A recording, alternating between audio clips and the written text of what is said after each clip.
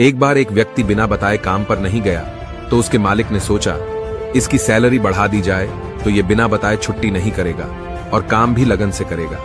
और फिर उसे बिना बताए उसकी सैलरी बढ़ा दी गई। अगली बार जब उसे सैलरी ज्यादा मिली तो वह कुछ नहीं बोला और उसने चुपचाप वो पैसे रख लिए और कुछ ही महीने बाद उसने फिर से बिना बताए छुट्टी मार ली। मालिक को बहुत गुस्सा आया और वह सोचने लगा इसकी सैलरी बढ़ाने का क्या फायदा हुआ, ये तो सुधरने वाला ही नहीं। और फिर से उसकी सैलरी कम कर दी गई। फिर जब वह काम पर वापस आया तो उसे वही सैलरी दी गई जो उसे पहले मिलती थी। वह व्यक्ति चुपचाप रहा और इस बार भी कुछ नहीं बोला। मालिक को बड़ा आश्चर्य हुआ और उसने पूछा कि जब मैंने तुम्हारी एब्सेंट के बाद तुम्हारी सैलरी बढ़ा कर दी तब तुम कुछ नहीं बोले और आज तुम्हारे फिर से छुट्टी लेने पर तुम्हारी सैलरी कम करके दी, फिर भी तुम शांत हो, इसकी क्या वजह है? उस व्यक्ति ने जवाब दिया, जब मैंने पहली छुट्टी करी थी तब मेरे घर एक बच्चा पैदा हुआ था और आपने मेरी सैलरी बढ़ा कर दी तो मैं समझा कि ऊपर वाले ने बच्चे की बेहतर परवरिश का हिस्सा भेज दिया है।